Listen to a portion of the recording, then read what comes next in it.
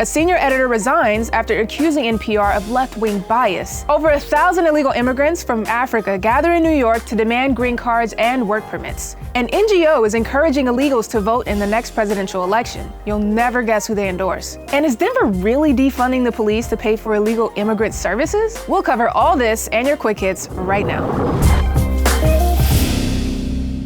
What's up, guys? Welcome to the wrap-up, where we break down the biggest stories of the week that you might have missed, but definitely need to know. Each week, you'll get top stories from a member of the PragerU team. This week, I'm your host, Sage. Breaking news, NPR just might have a left-wing bias. That is according to literally everyone, and also senior editor Uri Berliner, who penned an op-ed in the Free Press last week accusing the broadcaster of liberal bias. In part, Berliner wrote, quote, "An open-minded spirit no longer exists within NPR, and now, predictably, we don't have an audience that reflects America." In response, NPR did exactly what one would expect a left-wing organization to do when it encounters criticism. They suspended Berliner without pay for 5 days. He subsequently resigned on Wednesday. In a social media post, Berliner wrote, "I cannot work in a newsroom where I am disparaged by a new CEO whose divisive views confirm the very problems at NPR I cite in my Free Press essay." A video went viral on Tuesday showing approximately 1,300 illegal immigrants from Africa gathered outside New York City Hall. Some of those interviewed by the New York Post said they were told by an activist group that they would receive work visas or green cards if they appeared. In truth, the event was a joint hearing of the City Council's Committee of Immigration and Committee on Hospitals to discuss the experiences of African migrants in shelters. Border intelligence expert Jason Jones had this exclusive analysis for the wrap-up. Most of those are West Africans. You want to know where they're crossing? They're crossing in Ajo, Arizona. I know that because I was there, and I watched as El Palon, who was the plaza boss at the time, was moving in thousands of them. The American public should have been told he was with the Sinaloa cartel, and there's a stretch there where they had opened a vein where West Africans were moving into Arizona, and then from there turning themselves into Border Patrol, and then Department of Homeland Security is shipping them all over the country. So if you're wondering why you see that video, that's why. Dozens of migrants said they'd been told by others in the community that they could get work visas or green cards if they showed up. However, it appears they were deceived so that organizers could create a crowd around City Hall for the hearing. Upward News reports that Resource Center Matamoros, an NGO working to help as many illegals enter the U.S. as possible, is handing out flyers encouraging illegal immigrants to vote for President Biden. The flyer reportedly reads in Spanish, quote, "Reminder to vote for President Biden when you are in the United States.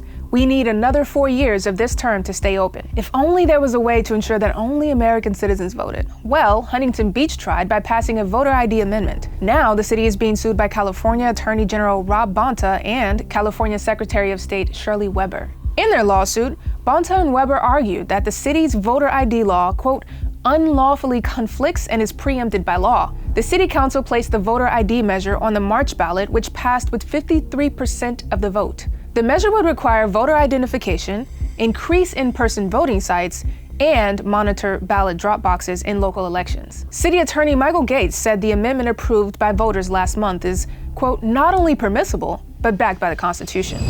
Denver will defund the police in order to provide housing and services for illegal aliens. Denver's police department will face an $8.4 million cut to partially fund a $45.9 million package aimed at supporting illegals who made it to the city. Mayor Mike Johnston's office refuted the idea that moving funding from the police department is defunding the police. He assured the public that safety would not be compromised and highlighted the addition of 167 new recruits to the force. A 2023 report from WalletHub ranked Denver 169 out of 182 for safety, very near the bottom of the list. I'm curious to see what they're going to rank at the end of this year. Now it's time for your quick hits.